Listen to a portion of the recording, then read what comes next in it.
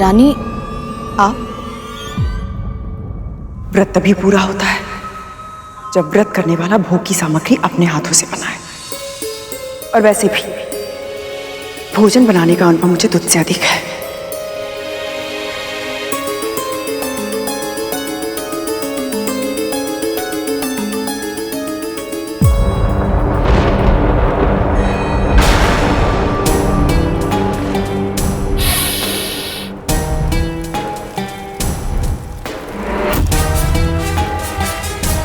ऐसे घूरता रहेगा या कुछ कार्य भी करेगा? दूध का भगोना इधर लाकर रख। अकर्तव्यम न कर्तव्यम प्राणे कंठ गतैरपि कर्तव्यमेव कर्तव्यम प्राणे कंठ गतैरपि। जो धर्म, नियम और मर्यादा के विरुद्ध हो वो कार्य कभी नहीं करना चाहिए, भले ही मृत्यु सामने क्यों ना खड़ी हो।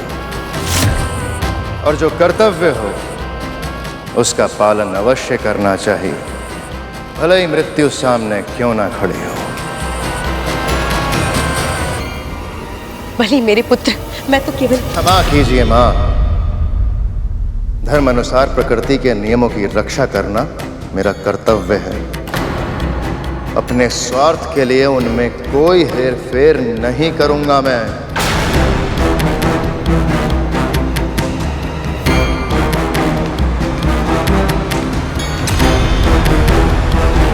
अगर बलि ने मेरी बात नहीं मानी और अगर सूर्य समय पर आ गया तो यमदूत कद्रु के पुत्र के प्राण हरने में सफल नहीं हो पाएगा।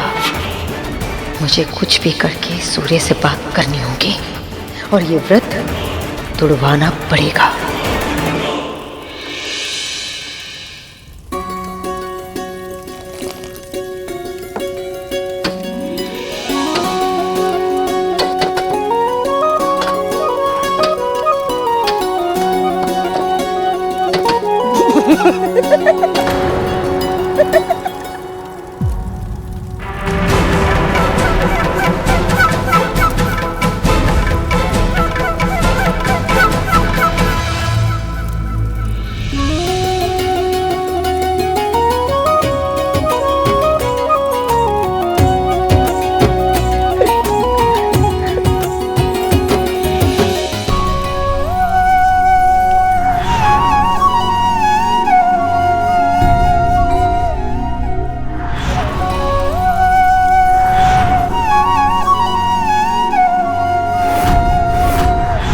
अब बस कैसे भी करके ये जीवित पुत्रिका का व्रत सफलतापूर्वक पूर्ण हो जाए और मेरे पुत्र पुनः स्वस्थ हो जाए। मैं चाहती हूँ कि कद्रु का व्रत असफल हो जाए और इसमें तुम्हें मेरी सहायता करनी होगी सूर्य।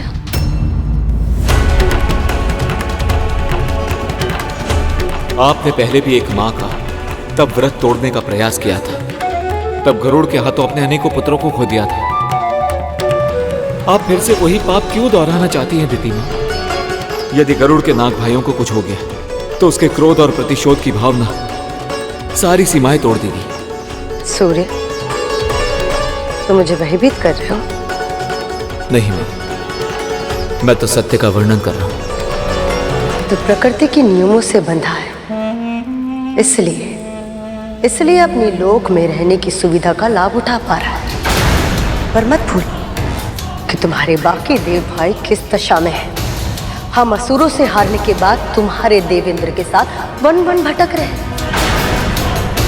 स्मरण रख सूर्य, यदि मैं चाहूं ना तो इसी क्षण तुझे वहां भिजवा सकती हूँ। मेरा पुत्र बलि इतना शक्तिशाली है कि तुम्हारी उपस्थिति के बिना भी वो तुम्हारे सारा कार्य कर सकता है। इतना तो तुम्हें पता ही होगा। एक बार वो मुझे मना करके मेरा हृदय दुखा चुका है। दूसरी बार अगर मैंने इस आदेश दिया तो वो मुझे मना नहीं कर पाएगा।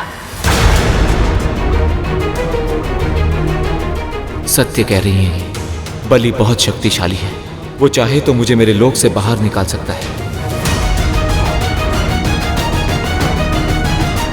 दिति मां, मेरा विश्वास कीजिए, मैं आपकी अवज्ञा नहीं करना चाहता, पर समय के चक्र में व्यवधान उत्पन्न कर पाने में मैं असमर्थ हूं। मेरे लिए कोई और आ गया तो आप आदेश दीजिए, मैं सहर्ष स्वीकार कर लूंगा। अपने कंगन दो मुझे।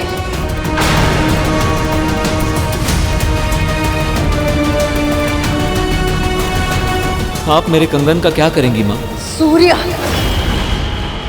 कंगन।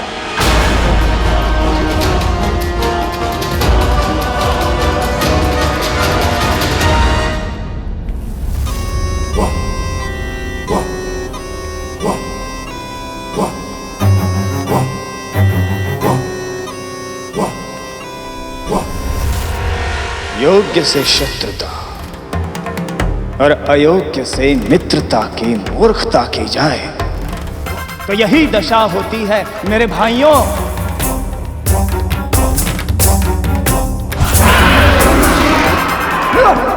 यदि उस दिन तुम सबने हम असुरों से युद्ध करने के स्थान पर हमारा साथ दिया होता तो आज तुम सब भी यहां आनंद से हंस खेल रहे होते। यूं ऐसे मृत्युशैया पर पड़े पड़े यमदूत की प्रतीक्षा नहीं कर रहे होते, पर गरुड़ का साथ देकर तुम सब ने अपना भविष्य स्वयं चुन लिया था। पर अब शीघ्र ही मृत्यु तुम सबको दबोच लेगी।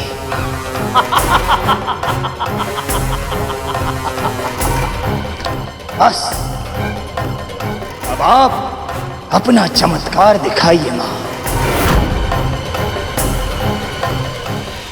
सारा भोग बन चुका है दीदी, अब बस हमें स्नान करना है। चलो विंता।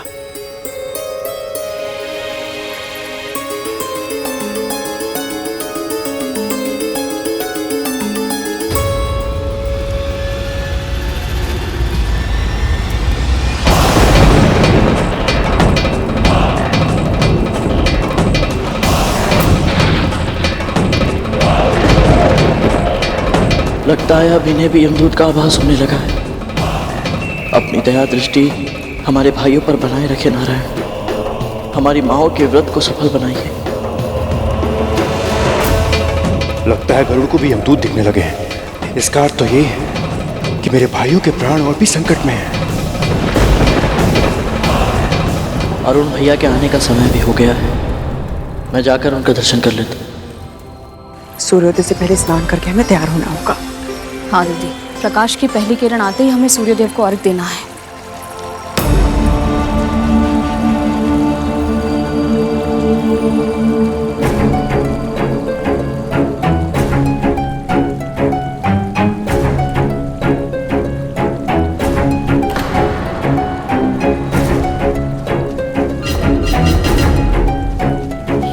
ये कैसे संभव है? मुझे तो लगा था कि भोर होने में अभी समय है।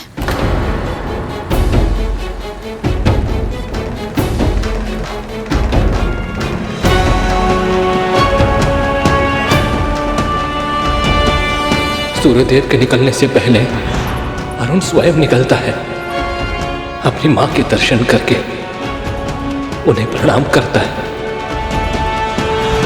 प्रतिदिन सूर्यदेव निकलने से पहले आकाश अरुण भैया की लाली मां से रंग जाता है। मुझे उनके होने का आभास होता है और मैं अपनी बाहें फैलाकर उनका स्वागत करता हूँ।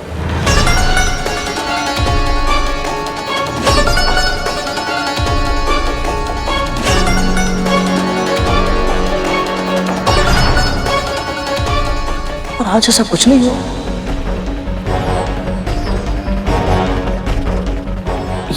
ये कैसे संभव है?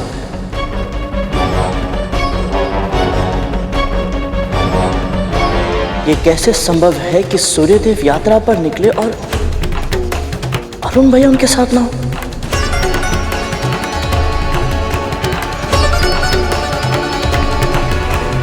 अवश्य ही कुछ तो ऐसा है जो सामान्य नहीं है,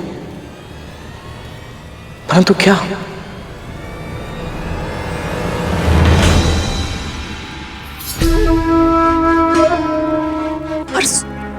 सूर्यदेव तो पहले से आकाश में चढ़ चुके हैं, अर्थात अर्घ देने में देर हो गई। तो कैसे कैसे मुझसे इतनी बड़ी भूल हो गई?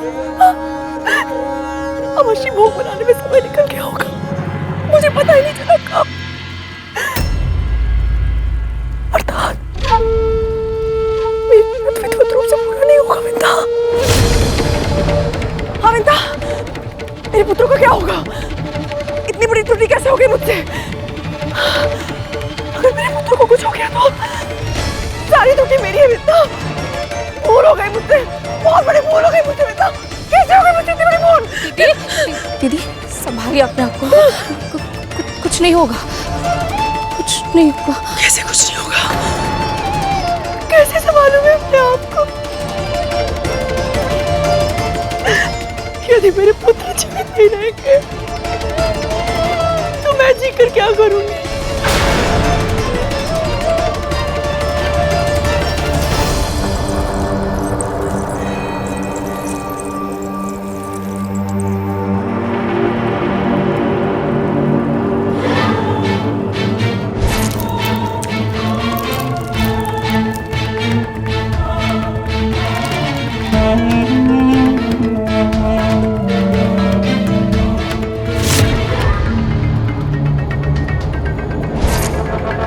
सूर्य का कंगन भी इतना प्रकाशवान है कि इसको देखकर कोई भी भ्रमित हो सकता है कि सूर्य उदय हो चुका है। और आनंद की बात यह है कि मेरी इस चाल को कोई भी विफल नहीं कर सकता, कोई भी नहीं। यदि मेरे पुत्र जीवित नहीं रहेंगे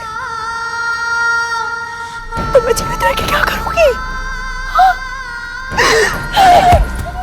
क्या कर रही है? क्या कर रही है?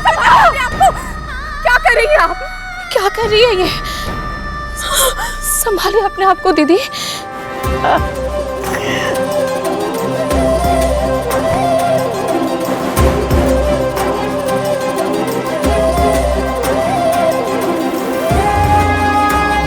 संभालिए अपने आप को दीदी,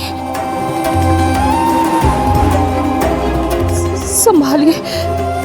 सब नष्ट हो गया। तुम्हारे सारे प्रयास विफल हो गए कद्रू।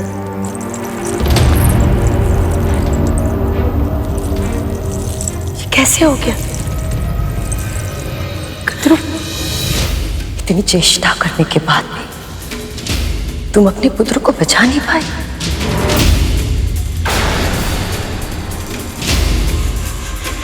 मैंने भी अपने पुत्र को है, परंतु युद्ध के मैदान में वीरता का प्रमाण देते देते वीरगति को प्राप्त हुए हैं वो।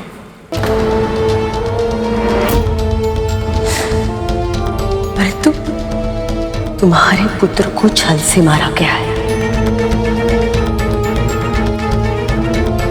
नियत्ते थे वो जब उनकी पीठ पे वार किया गया। दीदी ये समय इन बातों को कहने का नहीं है। उनकी दशा तो देखिए। व्रत अभी भंग नहीं हुआ है।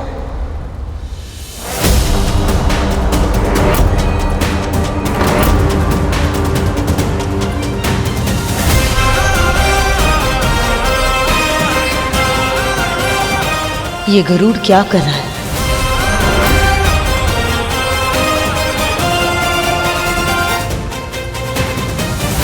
क्योंकि सूर्यदेव का उदय अब तक हुआ ही नहीं।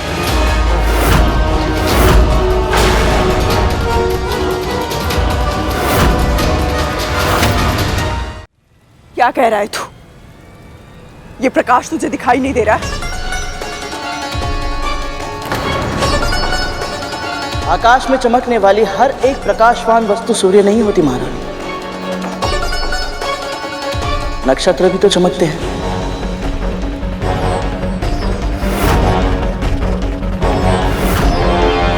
अश्विनी, रोहिणी, कृतिका, चित्रा। नक्षत्र के नाम मैं भी जानती हूँ। कहना क्या चाहता है तू? आपकी दशा समझता हूँ महारानी।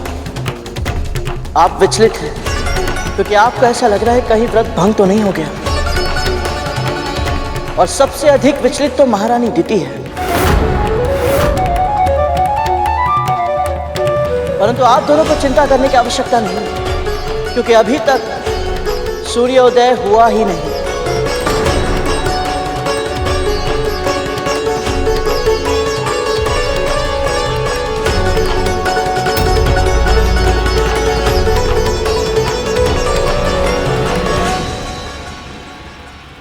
वो देखिए।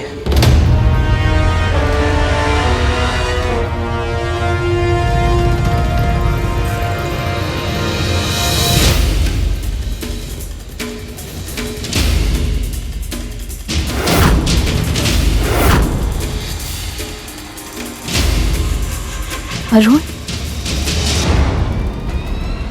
यदि अरुण अभी अभी आया है तो इससे पहले सूर्यदेव कैसे पधार सकते हैं? मैं भी इसी ओर संकेत दे रहा हूं ना। सूर्यदेव का रथ अरुण भैया चलाते हैं और वो अभी अभी प्रकट हुए हैं। इससे यही सिद्ध होता है कि आकाश जिससे प्रकाशवान है वो वस्तु चाहे जो भी हो, परंतु सूर्यदेव नहीं है। किसी ने जानबूझकर आप दोनों को भ्रमित करने का प्रयास किया है।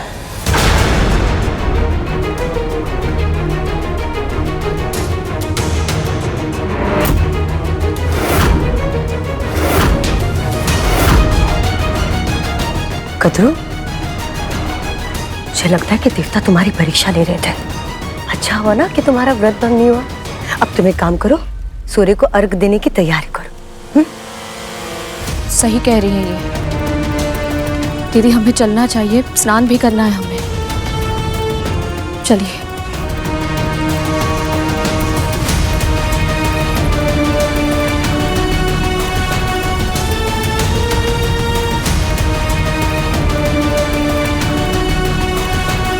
भले ही गरुड़ तुमने इस बार व्रत को टूटने से बचा लिया, किंतु कब तक? अभी व्रत पूरा होने में समय है और आने वाले समय को कोई नहीं संभाल पाएगा।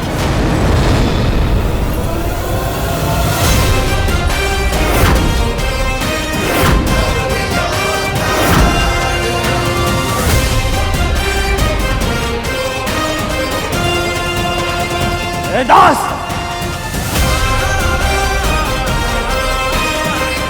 मेरी मां का मार्ग रोकने का साहस भी कैसे किया तूने? मेरी माँ ने जो मुझे संस्कार सिखाए उसके विपरीत आचरण नहीं करना चाहता मैं। वो भी तब जब मेरा परिवार इतने बड़े संकट से जूझ रहा और मेरी माँ ने इतना महत्वपूर्ण व्रत रखा है, परंतु हम में से कोई भी प्रत्युत्तर नहीं दे रहा। इसका अर्थ ये नहीं समझना कि हमें नहीं पता कि हमारे साथ क्या किया जा रहा है। तो मुझ पे आरोप लगा रहा है? मुझ पर? मुझे आरोप लगाने की आवश्यकता ही नहीं है महारानी दीदी। जीवित पुत्री का व्रत को तोड़ने का जो महापाप आप कर रही हैं वो आप भी जानती हैं और ईश्वर भी। यदि शीघ्र ही आपने अपनी कार्यशैली नहीं बदली तो इसका परिणाम आप और आपके पुत्र भोगेंगे। बस एक बार नाग भाई स्वस्थ हो जाए तो उसके बाद बड़ी माँ और उनके पुत्र आपसे आपके हर एक षड्यंत्र का बदला अवश्य लेंगे। स्मरण रहे। अपने स्वामी के नाम पर तू मुझे धमकी दे रहा है। मुझे भूल गया तू कि उनकी दृष्टि में तू किस स्थान पर है? तो कौड़ी का दास है तू, केवल दास और कुछ भी नहीं।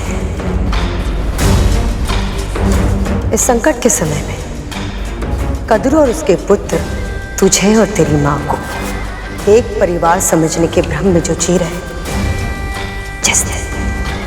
जिस दिन ये भ्रम समाप्त होगा उस दिन पहला आक्रमण वो तेरी मां पर करेगी।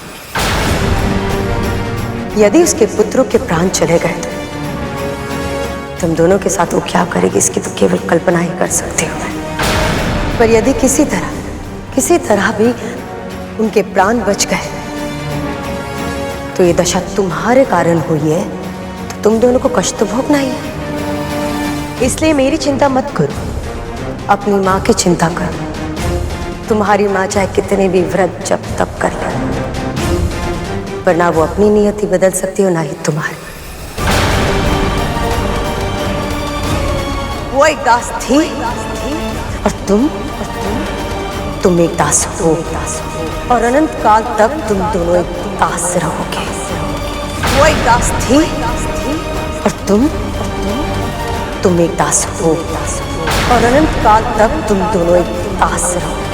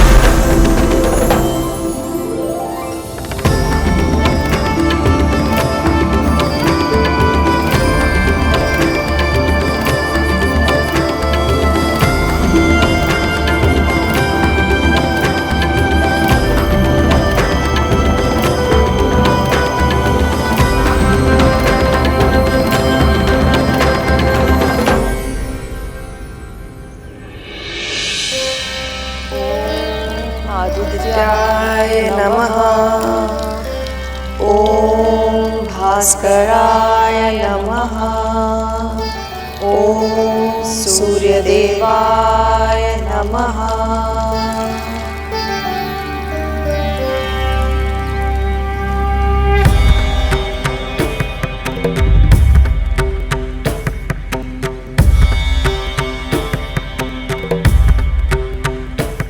आप सूर्यदेव, आपसे कुछ नहीं छुपा है। आप जानते हैं हम दोनों ने ये जीवन पुत्र का व्रत अपने नागपुत्रों की जीवन रक्षा के लिए किया है। हमने अपने व्रत के समापन के लिए पूरी श्रद्धा और आस्था के साथ आपको ये अर्घ समर्पित किया है। कृपया इसे स्वीकार करें। हम पर और नागपुत्रों पर अपनी कृपा करें देव, कृपा करें।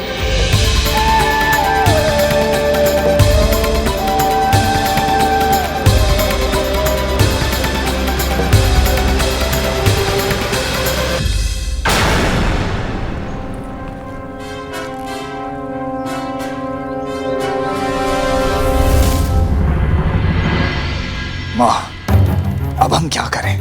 इनका व्रत तो लगभग संपूर्ण ही हो गया है। नहीं रहा। जब तक कार्य पूरी तरह से सिद्ध ना हो, उसे संपूर्ण नहीं मानना चाहिए। अंतिम क्षण में कभी भी खेल पलट सकता है। अभी मेरी अंतिम चाल शेष है। अभी मेरी अंतिम चाल शेष है।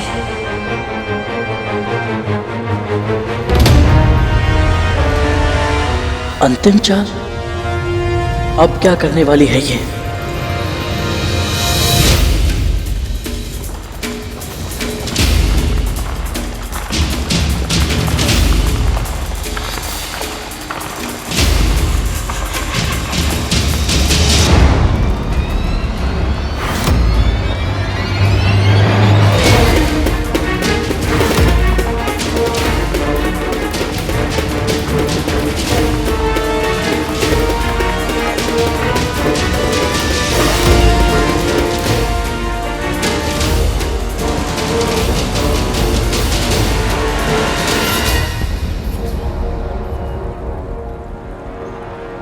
ये कैसे संभव है? क्या संभव नहीं? गरुड़, क्या कह रहा है तू? माँ, मैंने अभी अभी अपनी दूरदृष्टि से देखा। भोजन के लिए कम से कम 1 सहस्त्र ऋषि आ रहे हैं।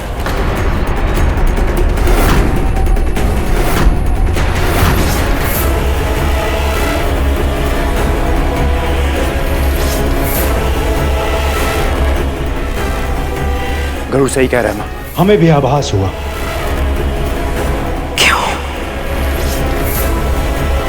क्यों हो रहा है मेरे साथ ऐसा? जब सब सोचते हो सब कुछ ठीक हो जाएगा, तभी कोई ना कोई समस्या आ जाती है, सब कुछ बिगड़ जाता है। जब कोई तुम्हें मन ही मन कोस रहा हो, तो तो अनिष्ट के सिवा और क्या हो सकता है कदरू? विंता को दोष देना बंद करो दीदी।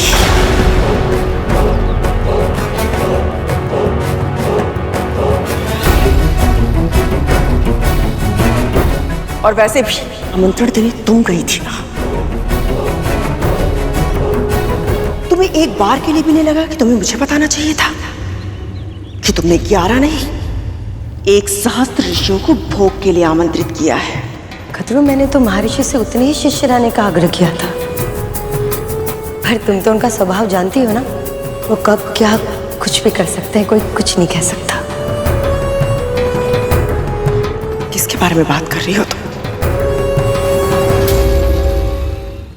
कौन आने वाला है यहाँ? और कौन कदरू? महर्षि दुर्वासा।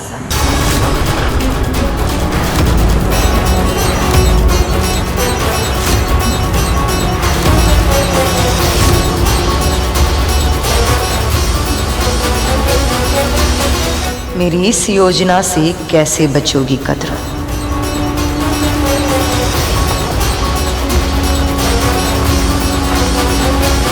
माँ, दीदी, माँ, संभालिए अपने आप को।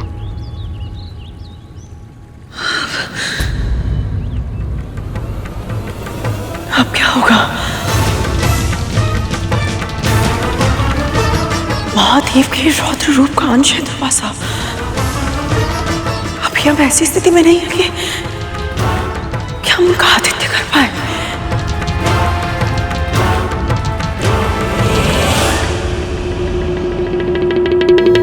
और कौन कदरू है? महर्षि दुर्वासा।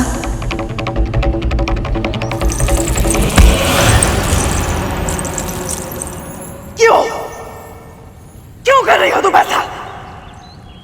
तुम्हें क्या लगता है मुझे कुछ पता नहीं है? मैं सब जानती हूँ। तुम इससे पहले भी मेरा व्रत भंग करने का प्रयास कर चुकी हो, किंतु अब ये ऐसी कुटिल चाल। तुम अच्छे से जानती थी ना कि अंतिम क्षणों में हम महर्षि और उनके शिष्यों के लिए भोग बनाने में समर्थ नहीं होंगे। इसलिए तुमने जानबूझकर उन सबको भोग के लिए आमंत्रित किया, है ना?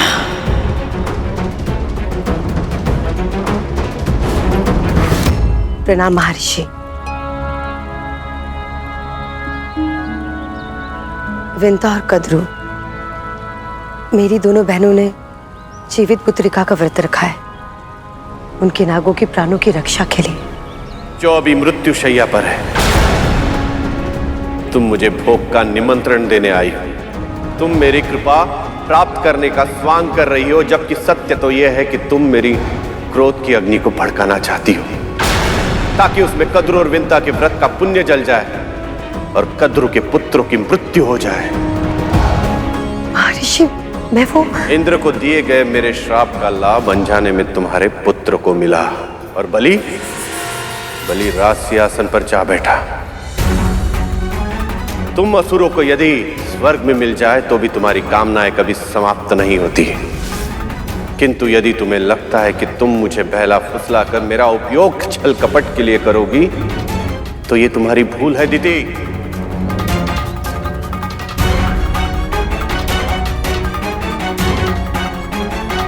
मुझे क्षमा कीजिए, आज्ञा दीजिए मुझे। ठहरो।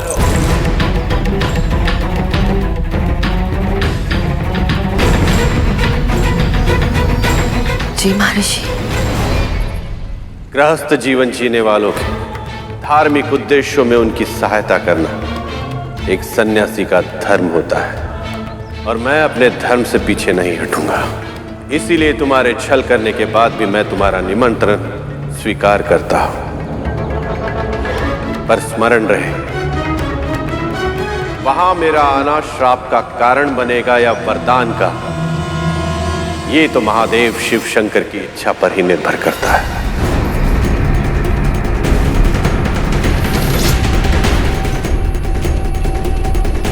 चुप क्यों हो? उत्तर दो दीदी।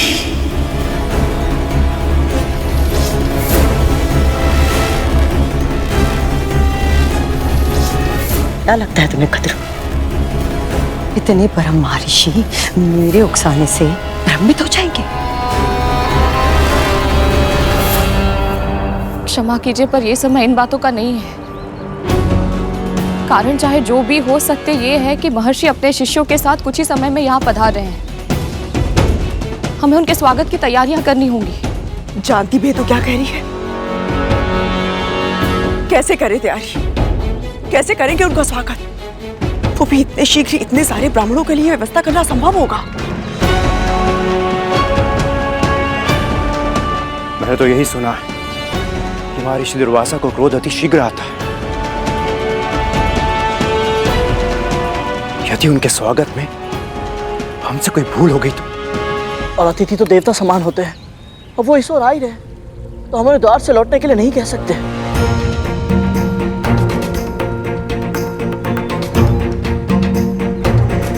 माँ, बहुत बुरी तरह फंस गए हम। इस स्थिति से बाहर निकलने का कोई उपाय नहीं हमारे पास। यदि महर्षि का स्वागत नहीं किया तो भी उनका अपमान होगा, और यदि स्वागत करने का प्रयत्न किया तो भी उचित व्यवस्था के अभाव में भी उनका अपमान होगा। कोई उपाय नहीं हमारे पास।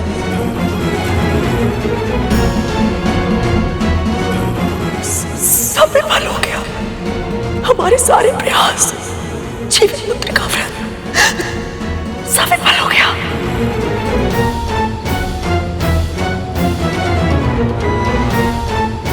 मेरे पुत्र विंदा, क्या होगा उनका? वो वापस लौटकर मेरे पास नहीं आएंगे ना? नहीं महारानी, आप हार नहीं मान सकती। मेरे भाइयों की, अपने पुत्रों की एक अंतिम आशा है आप। उन्हें अवश्य ही विश्वास है, यदि आकाश धरती एक क्यों ना करना पड़े, उनकी मां उन्हें स्वस्थ अवश्य करके रहेंगे। महारानी, मैं मानता हूं आपके मेरे साथ कुछ मतभेद अवश्य है, परंतु आपके जिस एक गुण का मैं बहुत सम्मान करता हूं, वो है अपने पुत्रों के प्रति आपका समर्पण। जब उनके हित का प्रश्न आता है तो आप अपने प्राण संकट में डालने से पहले एक क्षण भी नहीं हिचकिचाते। इसलिए अब जब वो आप पर पूरी तरह से निर्भर है महारानी, तो आपको भी अपने कर्तव्य का पालन करना ही होगा। परिणाम की चिंता मत कीजिए, क्योंकि मां कहती है जो भी होता है नारायण की इच्छा से ही होता है। और फिर एक सत्य यह भी तो है महारानी, आपको सदैव से इस बात से आपत्ति थी ना कि महर्षि दुर्वासा ने पारिजात माला आपके स्थान पर मां को क्यों दी थी। तो फिर देखिए, नारायण ने महर्षि दुर्वासा को प्रसन्न करने का एक और अवसर दिया है आपको। सिद्ध कर दीजिए कि आप उनके आशीर्वाद के योग्य हैं। कहिए बड़ी मां, बिना प्रयास किए ही अपने पुत्रों के प्राण हारने के लिए तैयार हैं आप?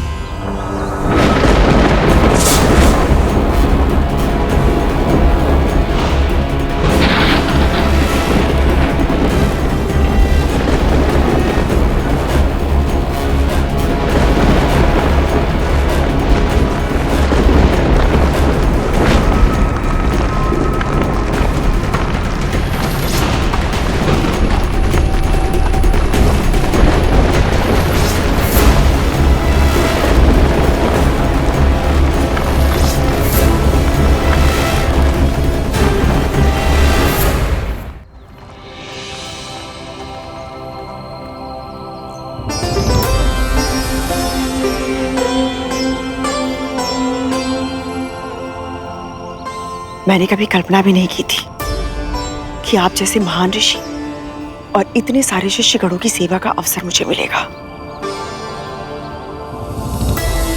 आपका बहुत बहुत धन्यवाद जो आप यहां पधारे।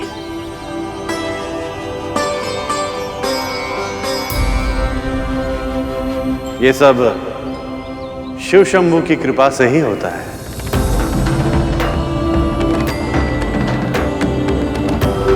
महर्षि,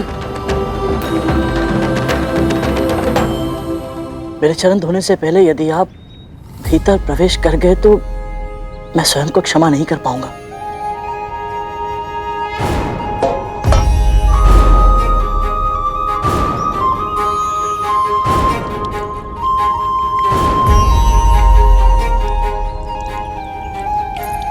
दीदी, गरुड़ जानबूझकर चरण पखारने का ये कार्य धीरे धीरे कर रहा है ताकि हमें तैयारियां करने के लिए अधिक से अधिक समय मिल सके। हमें कम से कम समय में अधिक से अधिक कार्य करने होंगे। सबसे पहले कुशा के आसनों का प्रबंध करना होगा ताकि महर्षि और उनके शिष्य विराज सकें। कौन करेगा ये कार्य? और सेवक और स्वामी में कोई भेद नहीं रहेगा कालिया। चल। जी भैया।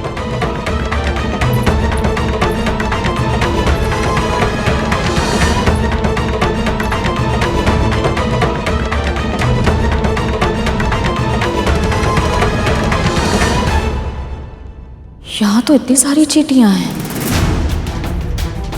यदि ये चींटियां महर्षि और उनके शिष्यों के सामने आ गई तो मुझे यहाँ चारों ओर रंगोली से सीमा रेखा बनानी होगी ताकि ये चींटियां भोजन के आसपास ना जा पाए।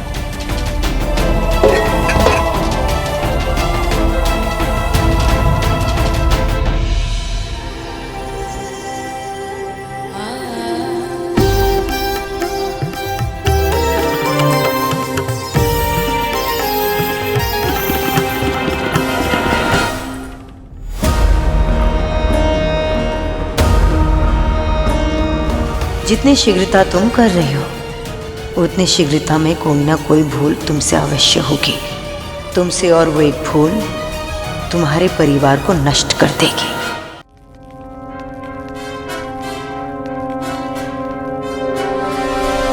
आइए महर्षि, आप सभी बता दिए।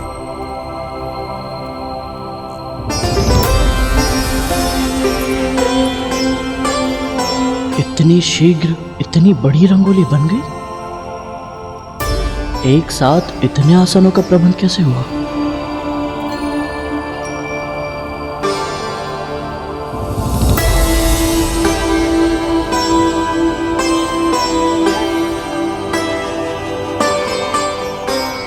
तो इन दोनों ने एक साथ रंगोली बनाई है। वाह शिव शंभु, संकट के समय आपने इन दोनों बहनों को एक साथ लाकर यह सिद्ध कर दिया है कि आपके सृष्टि में कुछ भी असंभव नहीं। गरुड़, शीघ्र जा और सबके लिए फल और कंदली के पत्ते लेकर आ। तब तक मैं कद्रू दीदी के साथ मिलकर भोजन की तैयारी करती हूँ। जी माँ। क्षमा कीजिए महर्षि, माँ ने कुछ कार्य दिया है, मैं बस अभी आया। आज्ञा दीजिए।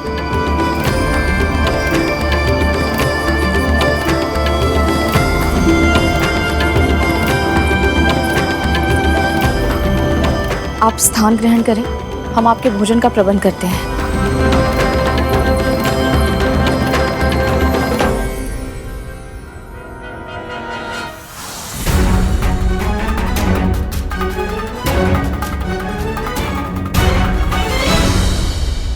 व्रत भले ही विंता और कद्रू ने रखा हो,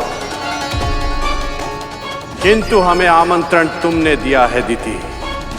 इसीलिए यहां जो होगा उसका उत्तरदायित्व उन दोनों के साथ साथ तुम्हारा भी होगा।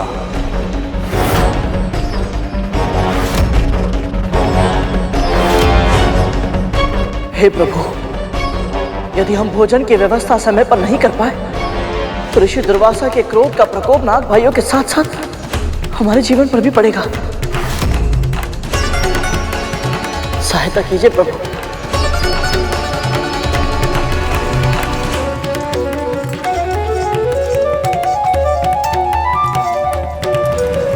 हे प्रभु, व्रत को सफल करने में हमारी सहायता करें। अब तो केवल आप ही हमारा सहारा है। यदि हम ऋषि दुर्वासा और उनके शिष्यों को भोजन ना करा पाए तो उनके क्रोध का सामना हम कैसे करेंगे?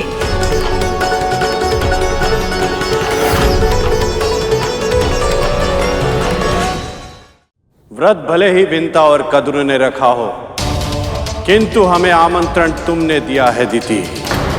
इसीलिए यहां जो होगा उसका उत्तरदायित्व उन दोनों के साथ साथ तुम्हारा भी होगा।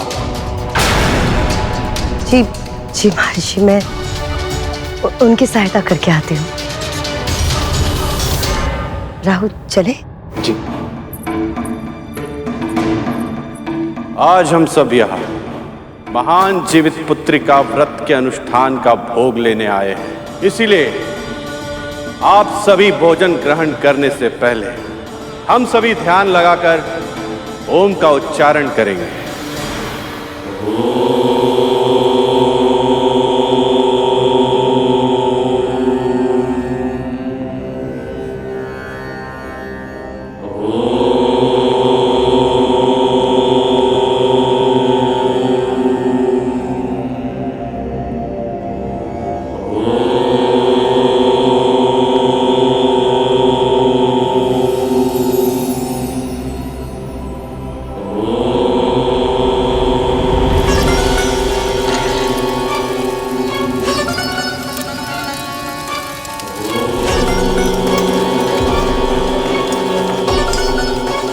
ये गरुड़ कहाँ रह गया?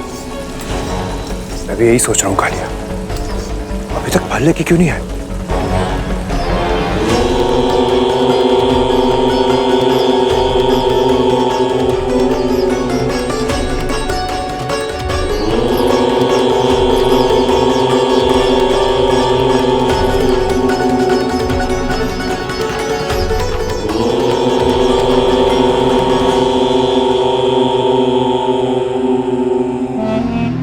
जब ये महर्षि आवेश में आकर अपनी पत्नी को वृक्ष बना सकते हैं, तो सोचो राहुल, क्रोध में आकर ये कतरूस के पुत्र विंता और गरुड़ इन सबको क्या क्या बना देंगे, इसकी तो कल्पना ही अद्भुत है।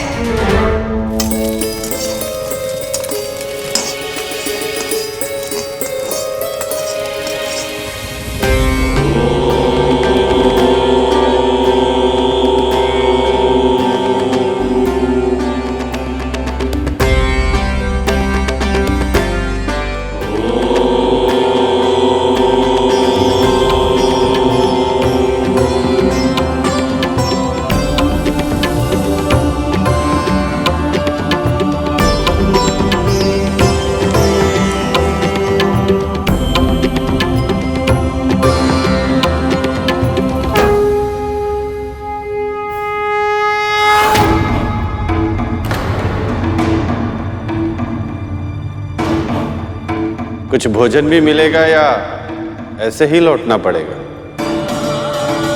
बस अभी अभी आया महर्षि। सब लोग भोजन के लिए आसन ग्रहण कर चुके हैं। हमारे पास 1 सहस्त्र तो क्या 100 लोगों के लिए भी पर्याप्त भोजन नहीं है। जीवित पुत्र का व्रत के भोग में सबसे अधिक आवश्यक है मरुए की रोटी और नोनी का साग, और ये दोनों ही वस्तुएं बहुत सीमित मात्रा में है। अब क्या होगा माँ? अब क्या, इतने कम समय में और कहीं से प्रबंध किया भी नहीं जा सकता। हाँ, कोई ना कोई उपाय तो अवश्य होगा जो केवल आप कर सकती है। मैंने देखा है आपके हाथों में चमत्कार करने की क्षमता है। माँ, मुझे जब भी भूख लगती थी आप कैसे भी करके कोई ना कोई उपाय से मेरे लिए कुछ बना देती थी। माँ, कुछ कीजिए ना माँ, आपसे अपेक्षा है। ये तो तेरा अपनी माँ के लिए स्नेह है गरुड़, तभी तुझे लगता है कि मैं करती हूँ, पर करने वाली तो केवल माँ अन्नपूर्णा है। अन्न की देवी हैं वो। उनकी महिमा इतनी अद्भुत है कि स्वयं महादेव शिव शंकर भी उनके भोजन के लिए भिक्षुक बन गए थे। इसलिए मुझे पूरा विश्वास है, यदि हम पूरे मन से माँ अन्नपूर्णा का ध्यान करें, उनसे प्रार्थना करें, तो हमें हमारे प्रयासों का फल अवश्य मिलेगा। ये सब करने से हमारी समस्या का समाधान कैसे होगा वो मैं नहीं जानती, किंतु हाँ, माँ अन्नपूर्णा अन्न की देवी है। मैं प्रार्थना अवश्य करूंगी उनसे।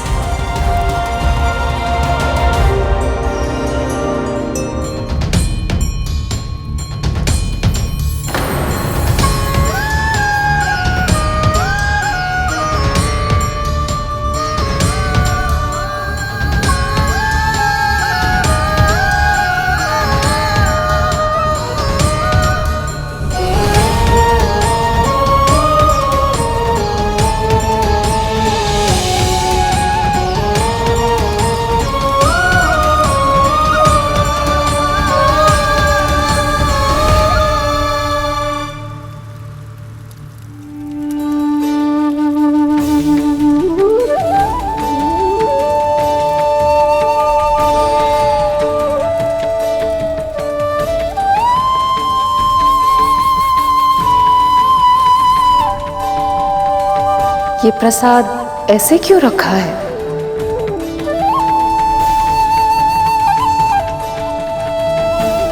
माँ, आप कौन है? माँ कहा है तो माँ ही समझ लो।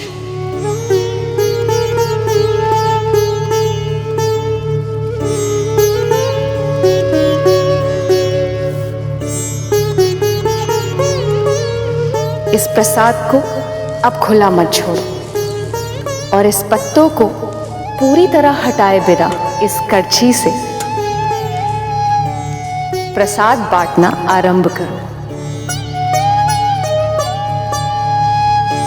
क्या सोच रही हो?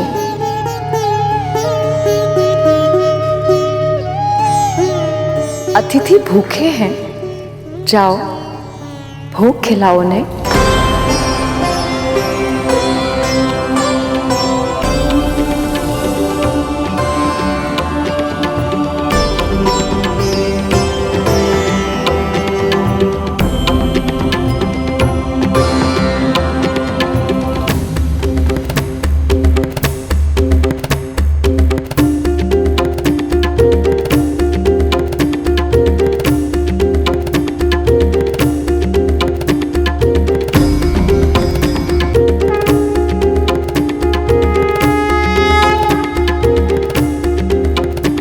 जल्द ही भोग का खाना कम पड़ने लगेगा और क्रोध में आकर ऋषि दुर्वासा इन्हें श्राप दे देंगे।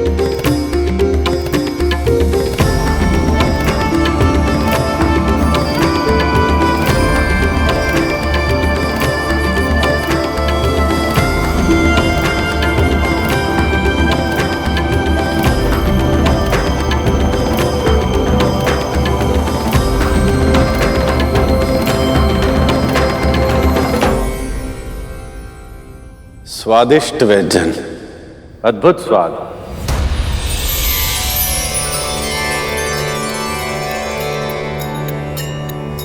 और थोड़ा और।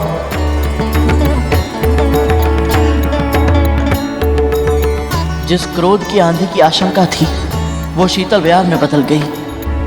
महर्षि और इनके 1 सहस्त्र शिष्य को भोजन कराने में हम सफल रहे। यह असंभव कार्य केवल अन्नपूर्णा मां की कृपा से ही संभव हो पाया।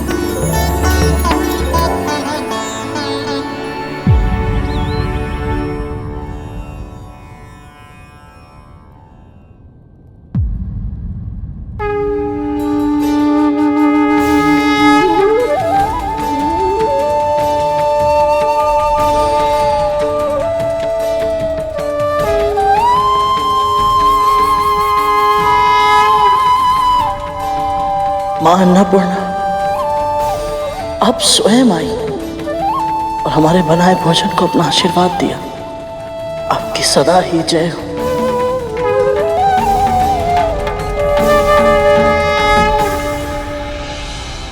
बहुत ही स्वादिष्ट भोजन था, आनंद आ गया। आपने यहाँ पधारकर हमारे व्रत को सफल बना दिया महर्षि। आज तुमने मेरी और मेरे शिष्यों की सेवा की, इससे मैं बहुत प्रसन्न हो गया कद्रू। शिव शंभु ने चाहा तो तुम्हारे पुत्रों के कष्टों का निवारण शीघ्र ही होगा।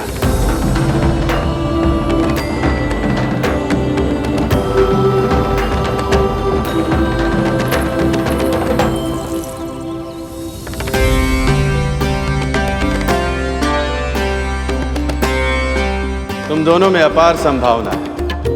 शंभु की कृपा से तुम अपनी योग्यता के सबसे ऊंचे शिखर को प्राप्त करो। इतने शक्तिशाली बनो कि संसार तुम्हें सदा स्मरण रखे।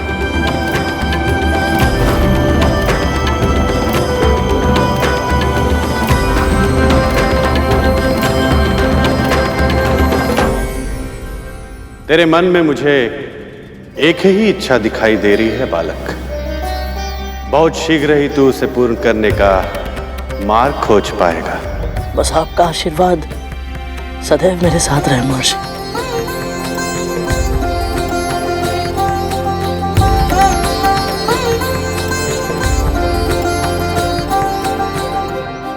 मुझे आमंत्रित करने के पीछे भले ही तुम्हारी नीयत अच्छी नहीं थी, पर मुझे तुम्हारे कारण ऐसा भोजन करने का सौभाग्य मिला जिसे स्वयं मां अन्नपूर्णा का वरदान मिला था।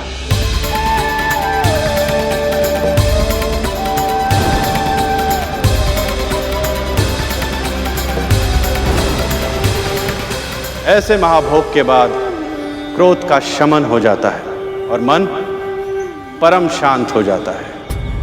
इसीलिए आज मैं तुम्हें कोई श्राप नहीं दूंगा, पर एक चेतावनी अवश्य दूंगा। जो व्यक्ति जैसा बोता है वही पाता है। इसीलिए अपने कर्म संभालो दीति। तुम्हारा आत्मविश्वास चरम पर है, क्योंकि तुम्हारे पुत्रों को संजीवनी विद्या प्राप्त है। पर स्मरण रहे, अमर होने के उपाय और भी है। आज तुमने स्वयं अपनी आंखों से देखा, यदि एक मां चाहे तो असंभव को भी संभव बना सकती है। और अदिति कब से तपस्या कर रही है और शीघ्र ही उसे उसकी तपस्या का फल मिलेगा।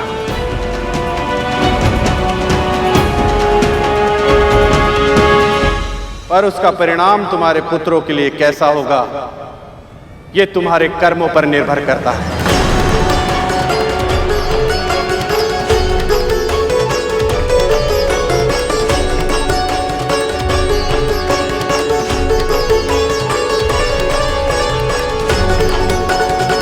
महर्षि ने श्राप भले ही ना दिया हो, पर चिंता अवश्य दी थी। ऋषि दुर्वासा के आशीर्वाद से मेरा व्रत पूरा हुआ। अब मेरे पुत्र शीघ्र ही स्वस्थ हो जाएंगे। तब तो धूमर, शिशु नंदी, भूत नंदी, सब लोग उठो।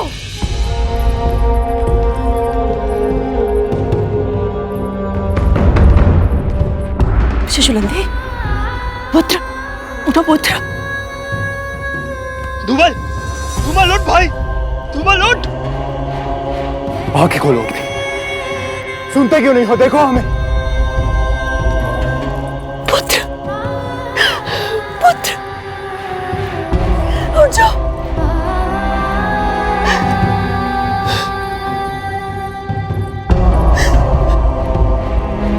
कालिया, अपने भाई से बोलो ना उठने के लिए।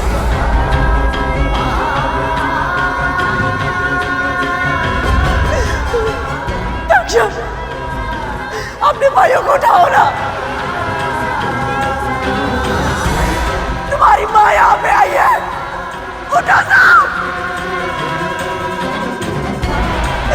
विद्या, विद्या, मेरे पुत्रों से कहो ना उठे। ये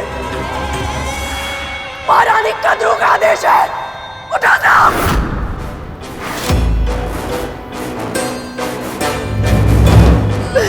विद्या,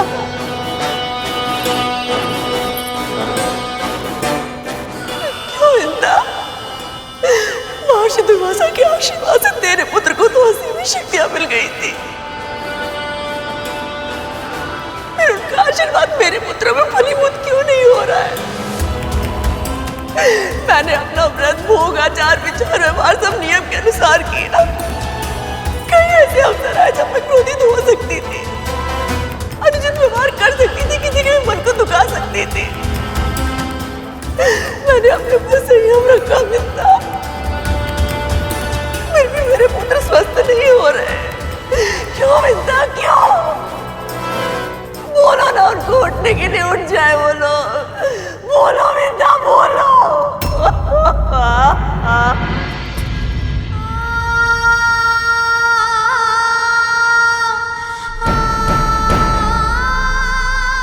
मेरी भक्ति में क्या कमी रह गई मिलता, क्या कमी रह गई? नारायण मुझसे क्यों रुष्ट हो गए मिलता, क्यों रुष्ट हो गए?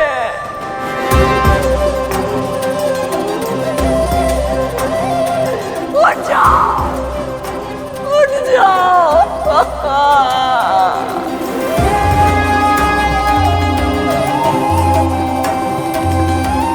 अब हम क्या करें मां?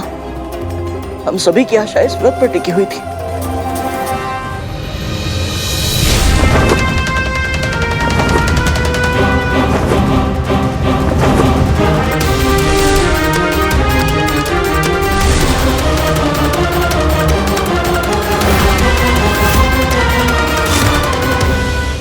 पर अब तो निकल जाओ।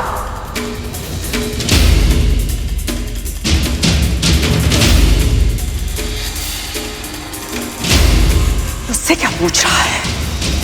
मुझसे पूछ, इस मां से पूछ। आज मेरे पुत्रों की दशा तेरे कारण हुई है गरुड़, तेरे कारण।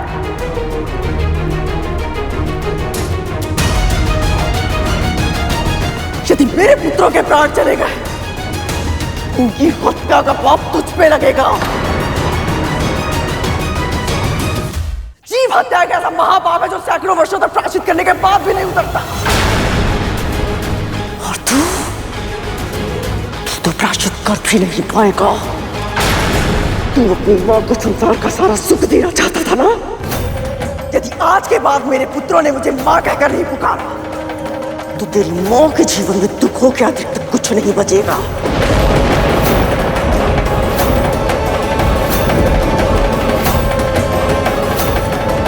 यदि इतनी अल्पायु में मेरे पुत्र काल के गाल में समा गए, तो तू भी सुखों से भरपूर परिपूर्ण जीवन नहीं जी पाएगा।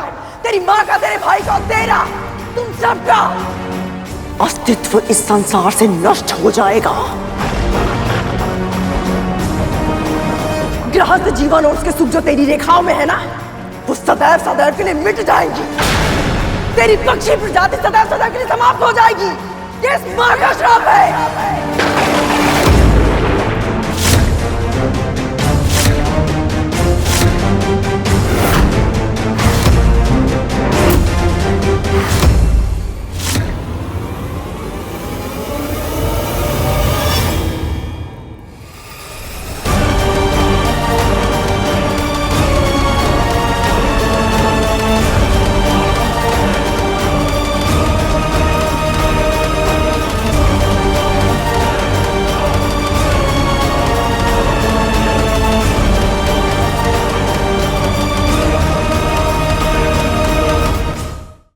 गृहस्थ जीवन और उसके सुख जो तेरी रेखाओं में है ना, वो सदैव सदैव के लिए मिट जाएंगी।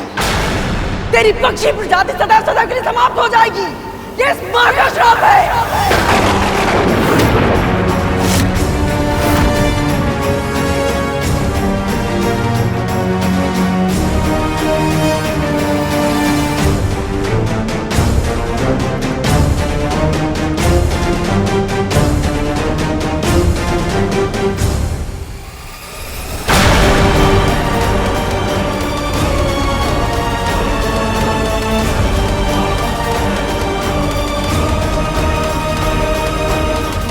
तेरी पक्षी प्रजाति सदैव सदैव के लिए समाप्त हो जाएगी। ये इस मां का श्राप है।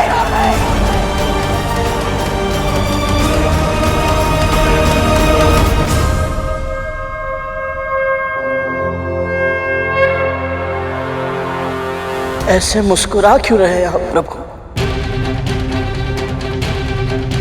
मेरी माओ को रोते हुए देखकर प्रसन्न है, या फिर ये देखकर कि मेरे भाइयों को एक एक श्वास के लिए संघर्ष करना पड़ रहा है, या फिर मुझे इतना विवश, इतना असहाय देखकर प्रसन्न है आप? आज मेरी दोनों माएं मुझे अपने ही भाइयों का हत्यारा समझ रही हैं और आप मौन है क्यों प्रभु? आपकी बनाई इस धरती पर, आपके द्वारा संचालित संसार में जो कुछ हो रहा है उसे देखकर शांत कैसे रह सकते हैं आप? मेरी मां सदैव कहती है कि भगवान भक्तों के सुख से सुखी रहते हैं और दुख से दुखी। परंतु आज मेरे परिवार पर दुख का पहाड़ गिर चुका है और आप अब सुख में लीन है। क्यों आपकी तपस्या, आपका ध्यान भंग नहीं हो रहा? क्यों आप हमारी पीड़ा को नहीं समझ रहे प्रभु? क्यों?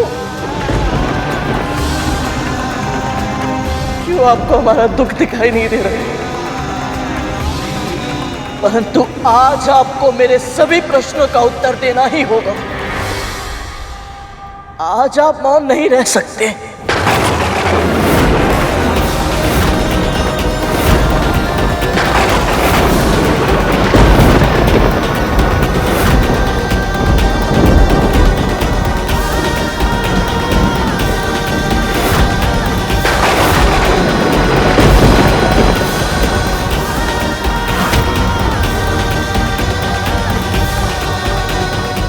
मेरी माँ ने सदैव आपकी ही भक्ति की है प्रभु, और वो सदैव यही कहती है जहां सत्य होता है ईश्वर भी वही विद्यमान होते हैं। इसलिए आज आपको मेरे सत्य को उजागर करने आना ही होगा प्रभु, आना ही होगा आपको।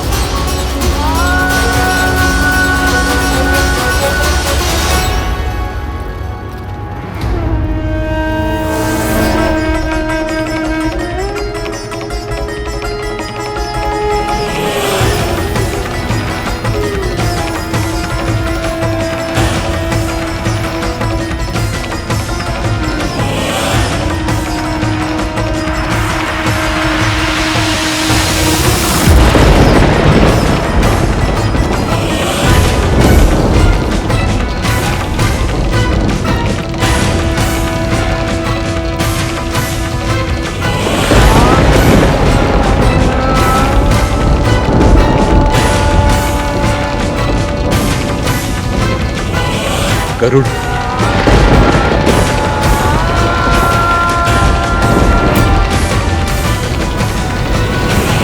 गरुड़,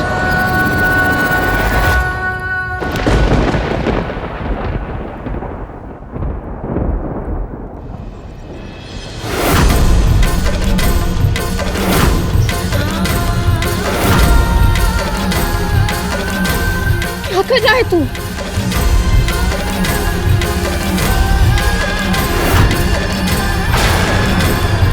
गरुड़, स्वयं को कष्ट देने से क्या होगा?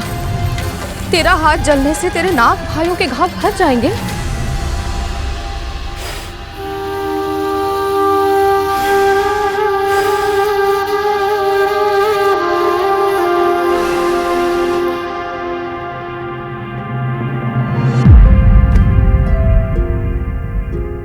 बड़ी माँ ने मुझे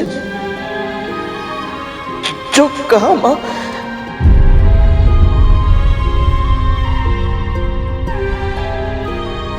चुप हो जा पुत्र, चुप हो जा।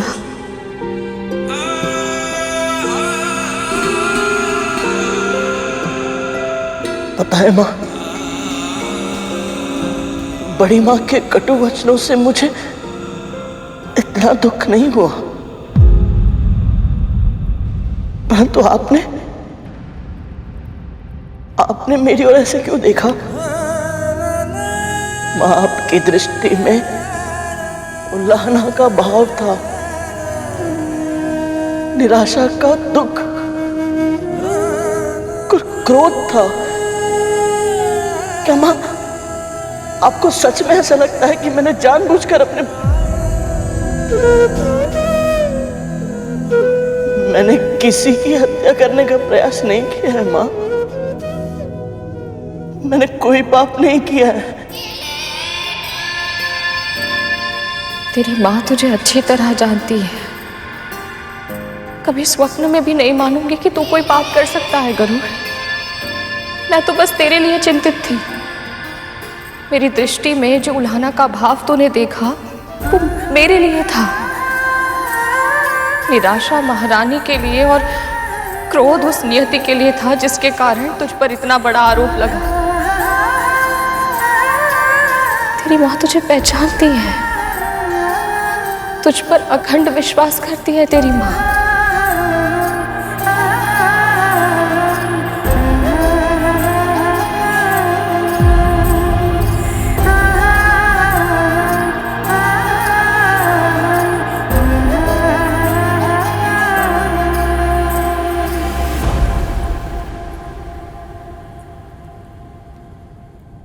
आप ऐसा नहीं कर सकते प्रभु।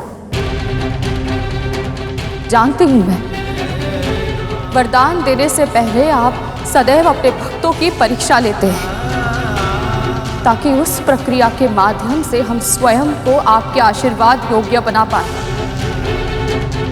पर एक मां की इतनी बड़ी परीक्षा तो आप भी नहीं ले सकते। यह अधिकार आपको भी नहीं है नारायण।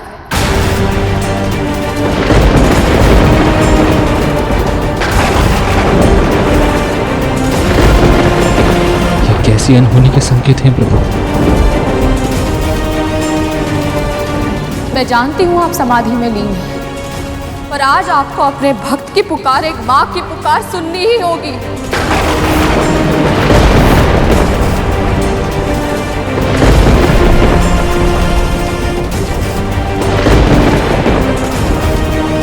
मैंने और मेरे पुत्र ने मन से, वचन से, कर्म से कभी किसी का अहित नहीं किया, और इसका साक्षी और कोई हो ना हो आप स्वयं है नारायण।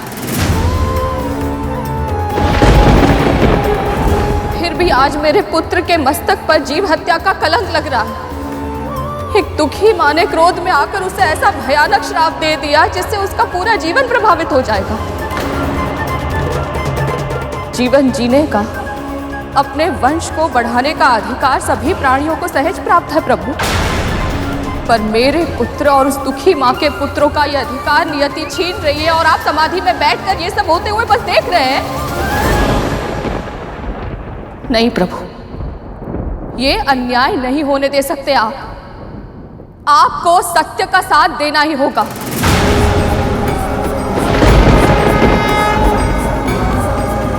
मेरा पुत्र निर्दोष है, ये सिद्ध करना ही होगा आपको।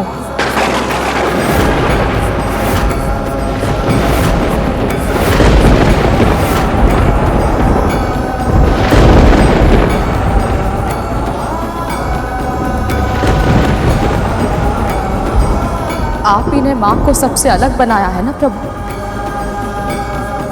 जब एक स्त्री मां बनती है ना, तो केवल उसके तन में नहीं, उसके मन में, उसके हृदय में, यहाँ तक कि उसकी आत्मा में भी परिवर्तन आ जाता है।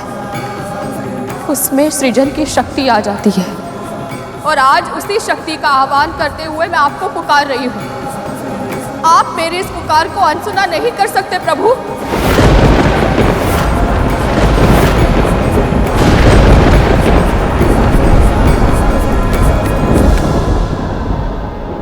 जब किसी बालक को चोट लगती है ना, तो उसके मुंह से सबसे पहले जो शब्द निकलता है वो मां होता है,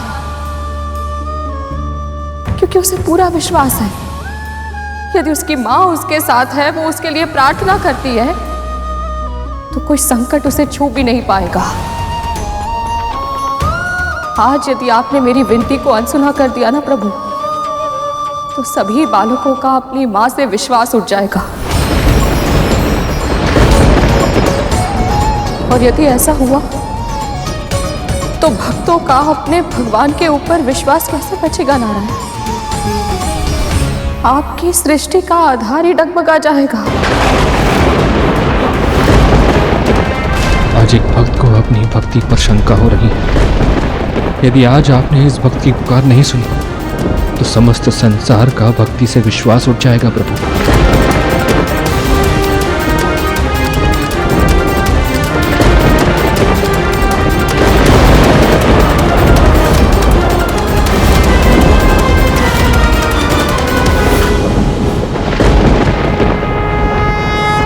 प्रभु, मेरी माँ, मेरी गुरु, आपकी महान भक्त आपको पुकार रही है। मेरे भाइयों के प्राण संकट में है प्रभु, उनका दर्द मुझसे देखा नहीं जा रहा, उन पर कृपा कीजिए प्रभु।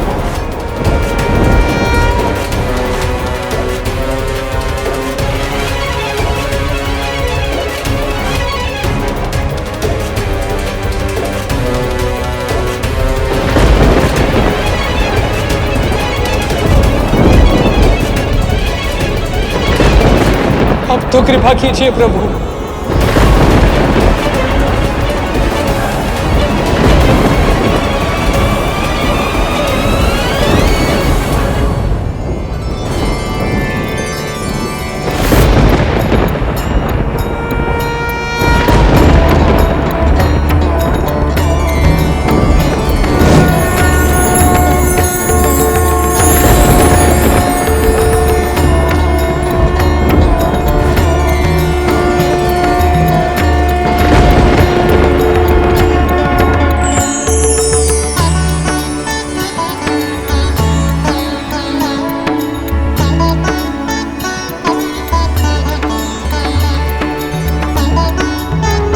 प्रभु।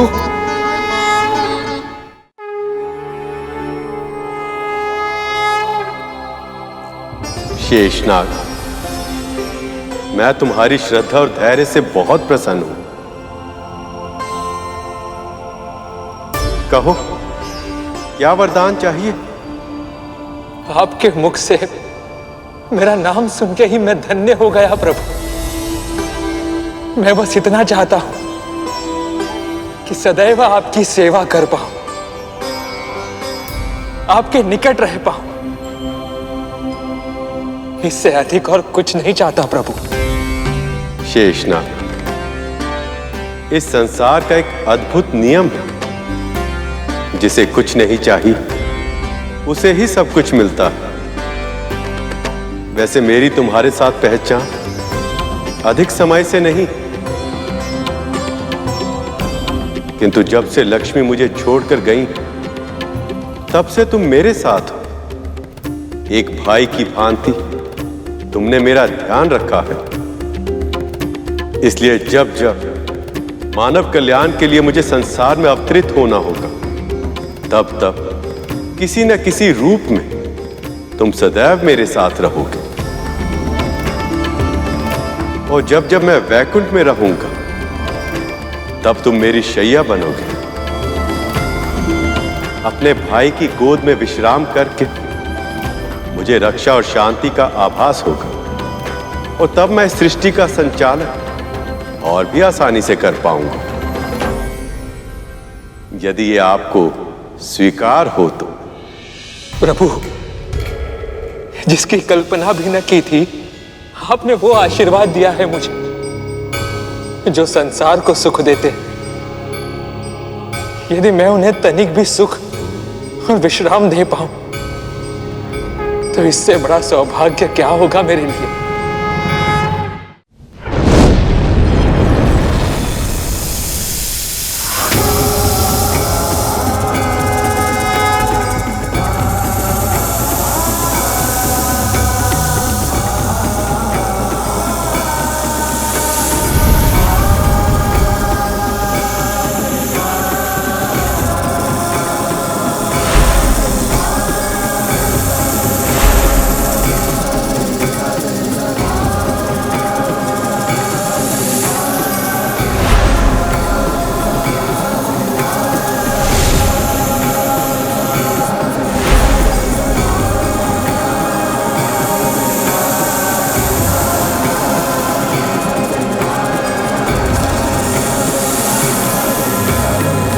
शेषनाग, तुम मेरी शैया तो बन गए, किंतु तुम्हारा हृदय इतनी तीव्र गति से धड़क रहा है कि मैं विश्राम नहीं कर पा रहा हूं।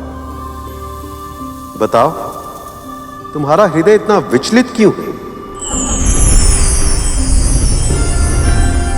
क्षमा कीजिए प्रभु, पर जो भी मन में है निसंकोच कहो शेष। प्रभु, आपके समाधि से बाहर आने से पहले जो व्यथा मेरे मन में थी, वो अब भी वही है। पृथ्वी पर जो कुछ भी हो रहा है, उसी से मेरा मन विचलित है प्रभु। तुम मेरा आसन तो बन गए, किंतु माया के जाल से अब भी जकड़े हुए हो शेष। सारा संसार छोड़ दिया, पर मां तो संसार से ऊपर होती है ना प्रभु। मेरी मां कद्रू ने क्रोध में आकर मेरे भाई गरुड़ को इतना बड़ा श्राप दे दिया कि मैं कुछ सोच ही नहीं पा रहा हूं कि किसके लिए दुखी हूं। उस मां के लिए जो अपनी आंखों के सामने अपने पुत्रों को प्राण गंवाते हुए देख रही है, या उस भाई और विमाता के लिए जो निर्दोष होते हुए भी इतना अन्याय सहने के लिए विवश है। तुम्हारी पीड़ा उचित है शेष। बताओ, मन में इच्छा क्या है? मेरे भाइयों के कष्टों का निवारण कीजिए प्रभु। उन्हें जीवन दान दे दीजिए, ताकि मां कद्रू का श्राप सार्थक न हो पाए और गरुड़ और विमाता विंता का भी उद्धार हो जाए।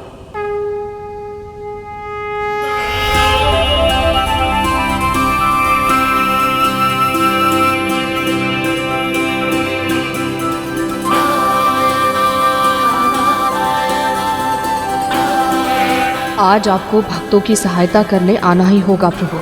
अन्यथा मैं कभी आपकी पूजा नहीं करूंगी। आप पर से मेरी आस्था खत्म हो जाएगी। प्रभु, आपको आना ही होगा, आना ही होगा आपको।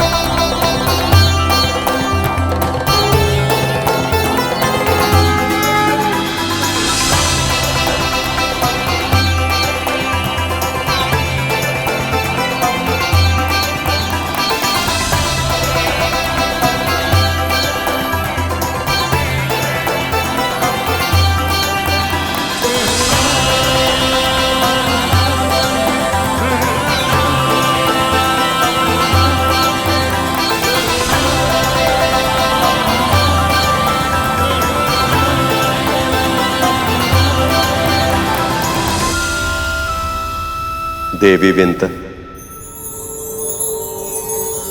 आपने सही कहा था। सृजन की शक्ति होने के कारण इस सृष्टि में एक मां का स्थान ईश्वर से भी ऊंचा होता है। जब एक मां पुकारती है तो ईश्वर को भी आना पड़ता है।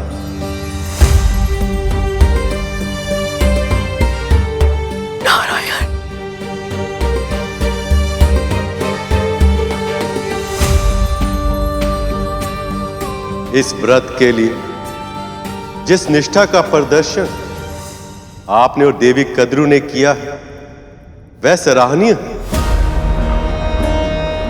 और आप दोनों ने मुझे भोग देकर अपने इस व्रत को संपूर्ण नहीं किया और इसीलिए अब तक मैं आपको दर्शन नहीं दे पा रहा था।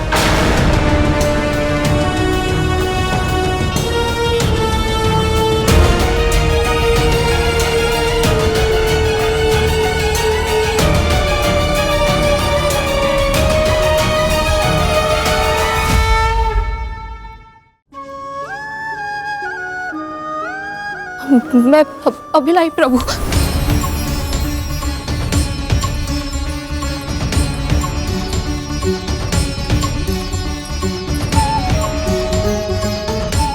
लीजिए प्रभु।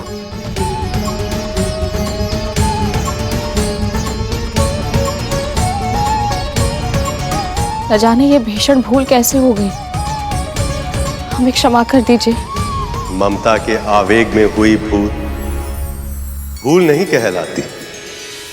मैं तो वैसे ही प्रेम का भूखा हूं। जिस प्रेम और अधिकार से आपने और आपके पुत्र ने अपने मन की बातें मुझसे कही हैं, मेरा मन तो उसी से भर आया है।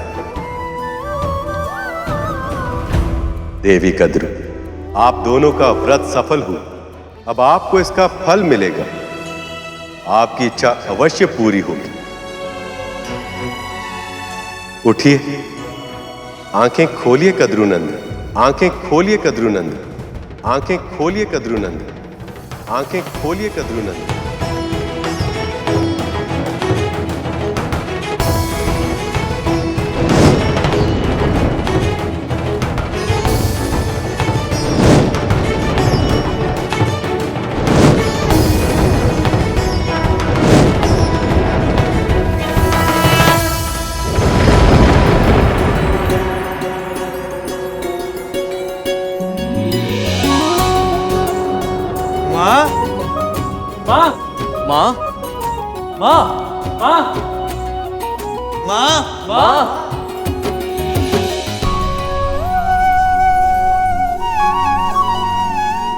मेरे पुत्र,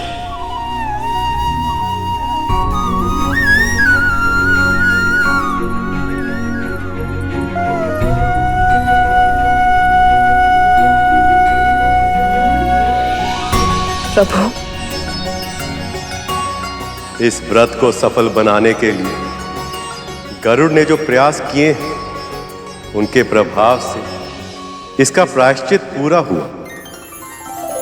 वैसे भी सभी नाग जीवित हैं, इससे जीव हत्या ना होने के कारण देवी कद्रू का श्राप भी फलीभूत नहीं होगा। जिसके जीवन के लक्ष्य बड़े हों, उसके मार्ग में समस्याएं भी अधिक आती हैं। तैयार हो जाओ गरुड़, अब तुम्हारे मार्ग में शीघ्र ही अनेक बाधा विघ्न आएंगे, अनेक परीक्षाएं होंगी, पर स्मरण रहे, स्वर्ण अग्नि में तपकर ही कुंदन बनता है।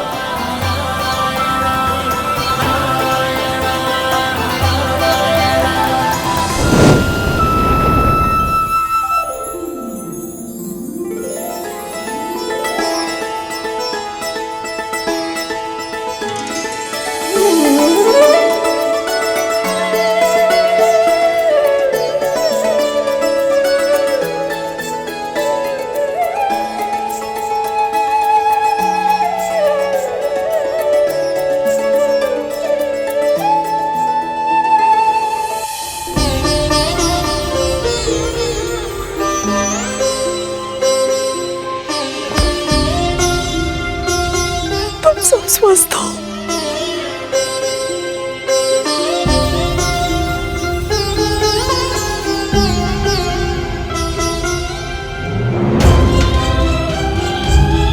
आज के बाद कोई भी आपदा या विपदा तुम सब तक नहीं पहुंचने दूंगी।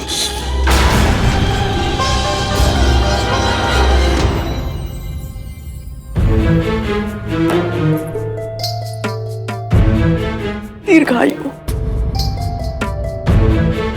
तुमने तो भयभीत कर दिया था हमें। ये तो माँ का विश्वास था जिसने हमें साहस दी।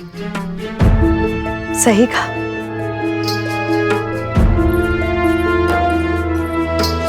कद्रू, जितना कठिन तुम्हारा व्रत था उतनी ही निष्ठा से निभाया तुमने। ये तुम्हारे ही व्रत का फल है जो तुम अपने पुत्र को यम के फंदे से बचा कर ले आए। ये चमत्कार केवल तुम ही कर सकती थी कद्रू। यम के फंदे से? दीदी माँ, ये आप क्या कह रही हैं? हाँ माँ, पल भर पहले तो हम गरुड़ के साथ सूर्य लोक जा रहे थे और दूसरे पल हमें भगवान विष्णु का स्वर सुनाई दिया। तुम सब बहुत भाग्यशाली हो जो तुम्हें कद्रू जैसी माँ मिली है।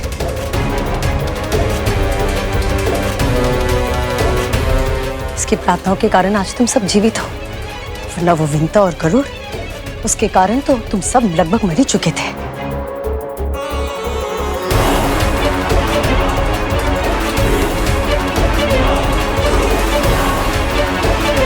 मुझसे छुपाकर तुम सब उस गरुड़ के साथ चले गए थे। सूर्य लोक के स्थान पर मृत्यु लोक पहुंच गए थे तुम सब।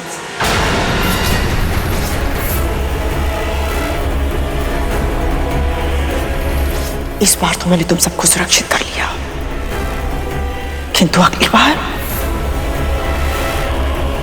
ऐसा कुछ मत करना। अब ऐसा नहीं होगा माँ। हाँ माँ, हम आपके आज्ञा के बिना कहीं नहीं जाएंगे माँ।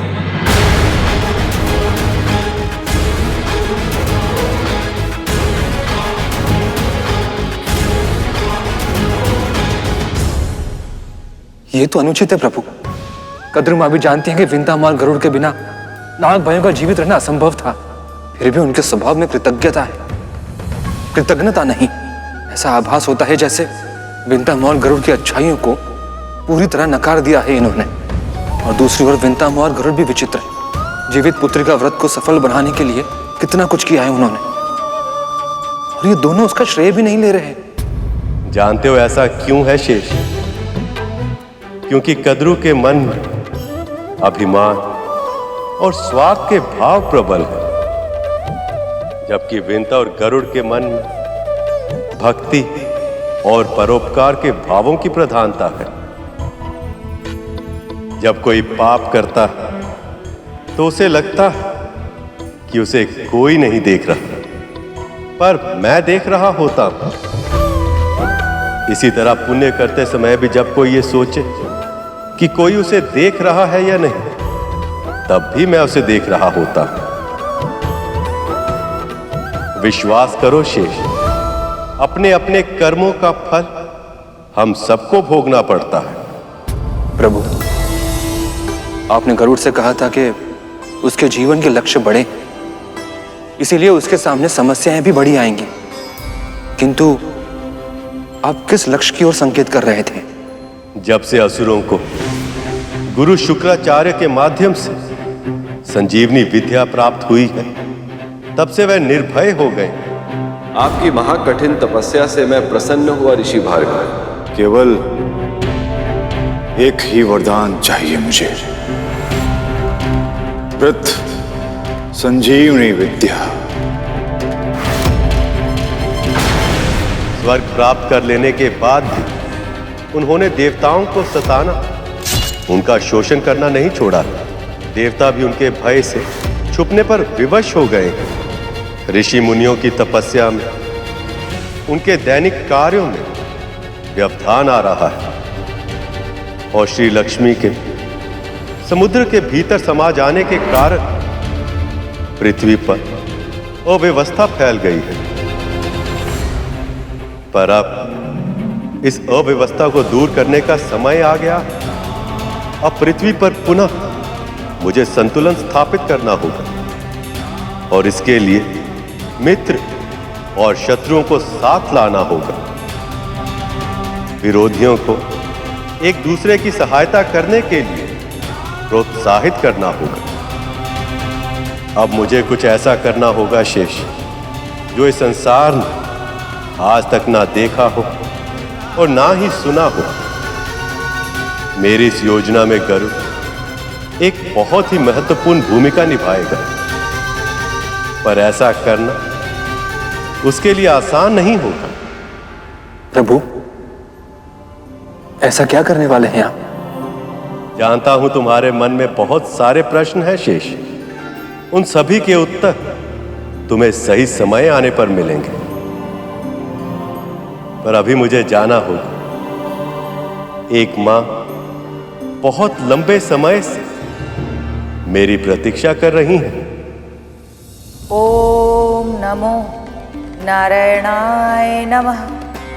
ओम नमो नारायणाय नमः। ओम नमो नारायणाय नमः। आपकी तपस्या सफल हुई देवी अदिति।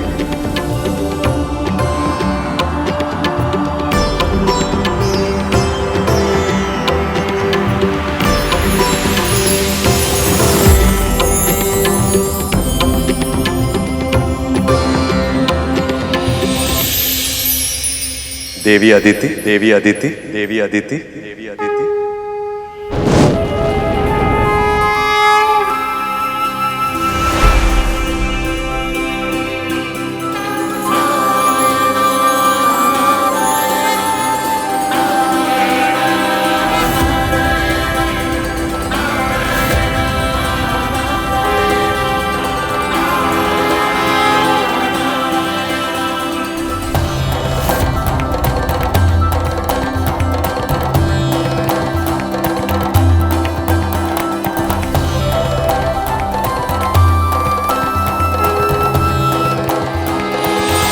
नारायण,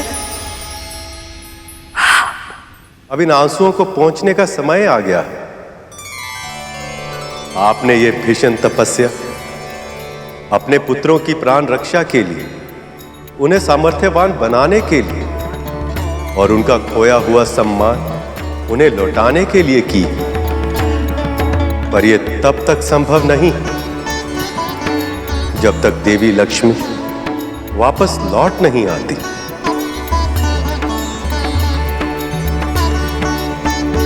ये अपराध मेरा है प्रभु। मैं ही अपने पुत्र को अहंकार से नहीं बचा पाई, जिसके कारण महर्षि दुर्वासा का श्राप मिला। तूने विजय श्री की प्रतीक परम पूजनीय रुद्राक्ष की माला मेरे आशीर्वाद और उससे भी अधिक मेरे आराध्य भगवान शिव के वरदान का अपमान किया है। आज से तू और तेरे सभी देवता श्रीहीन हो जाएंगे। तेरा ऐश्वर्य भूमि में मिल जाएगा, श्री समुद्र में चली जाएगी ये मेरा श्राप है तुझे। और आप और देवी लक्ष्मी विरह की असहनीय पीड़ा सहने परम विवश हो गए। देवी अदिति, पुत्र की भूल के लिए आप स्वयं को अपराधी मत मानिए। आप भली भांति जानती हैं कि प्रत्येक व्यक्ति अपने कर्मों के लिए स्वयं उत्तरदायी होता है। मैं आपकी तपस्या से प्रसन्न हूं और इसीलिए आपके पुत्रों के कष्टों के निवारण के लिए मेरे पास एक उपाय है, जिससे न केवल देवताओं का खोया हुआ मान सम्मान वैभव लौट आएगा, अपितु इस संसार में श्री भी लौट आएंगे। अब आप मेरा ये संदेश अपने पुत्रों को दें कि वह शीघ्र अतिशीघ्र मुझसे आकर भेंट करें, उनका कल्याण होगा। आपका कोटि कोटि धन्यवाद।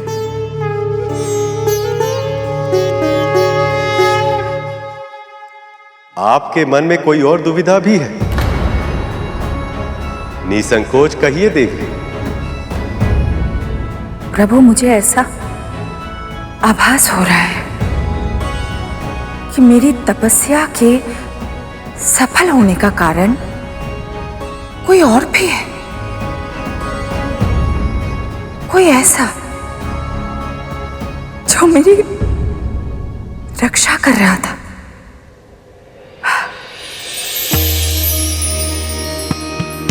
वो देखिए प्रभु। कोई बताए या ना बताए, किंतु मां का हृदय जान ही जाता है। वो परोपकारी कोई और नहीं, आपकी बहन विंता का छोटा पुत्र गरुड़ था।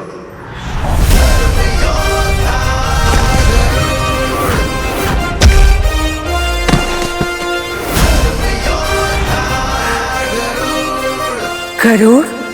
उसने अपने हित का विचार किए बिना असुरों के आक्रमण से आपकी रक्षा की। भविष्य में भी आपके पुत्रों की सफलता के लिए उसका साथ आवश्यक होगा।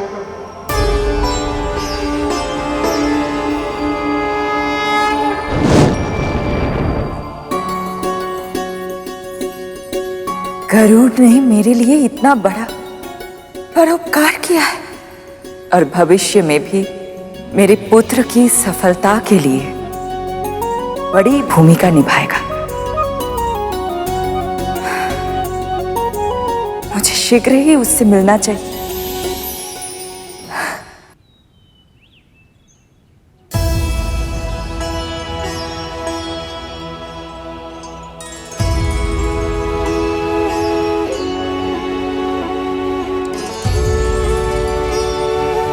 माँ, प्रभु विष्णु ने कहा था अब मेरे मार्ग में अनेक बाधा विघ्न आएंगे, अनेक परीक्षाएं देनी होंगी मुझे। इसका अर्थ क्या हो सकता है माँ?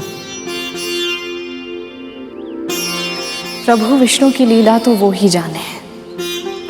मैं तो बस इतना जानती हूँ, उन्होंने ये भी कहा था कि स्वर्ण अग्नि में तपकर कुंदन बनता है। ये तेरे लिए संकेत है गरुड़।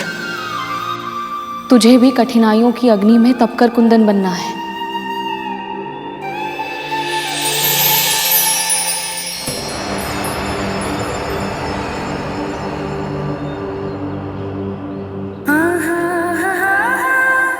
मैं पूरा प्रयास करूंगा माँ।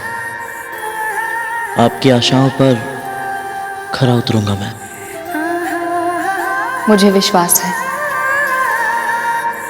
बस कभी भी अपने भीतर मैं की भावना अर्थात अहंकार मत आने देना। सदैव यही मानना कि जो हो रहा है वो करने वाले प्रभु विष्णु ही हैं। तो केवल माध्यम है और कुछ नहीं।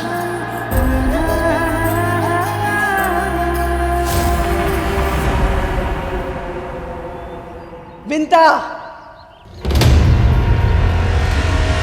कहां मर गई तू? तू और तेरा पुत्र, तुम दोनों मेरे पुत्रों का भूखा मारोगे क्या?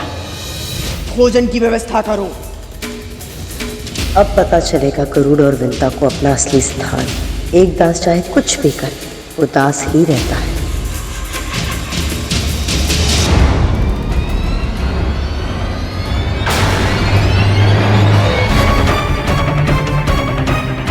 जी क्या कतरू की इतनी तीखी बातों पर भी इनका कोई असर नहीं हुआ? विंता जी, राजकुमार और साग मांग रहे हैं। हाँ, दोबारा बना दिया है, वहां रखा है। विंता जी, लड्डू वो रखे हैं, ले जाओ।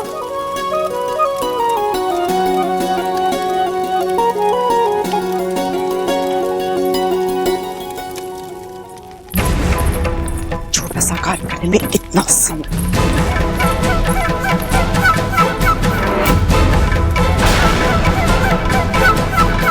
खीर बनने में कितना समय है?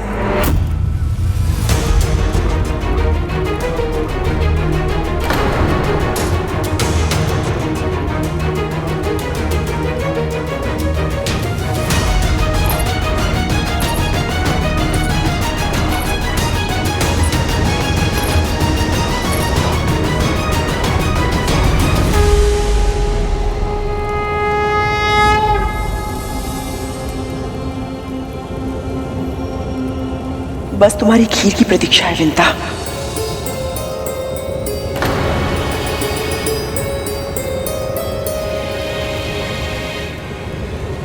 तुम्हें तो पता है ना मेरे पुत्रों को खीर कितनी प्रिय है।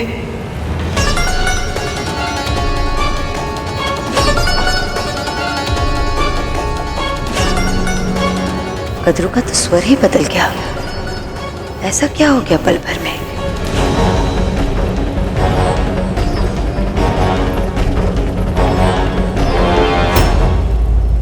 अदिति दीदी,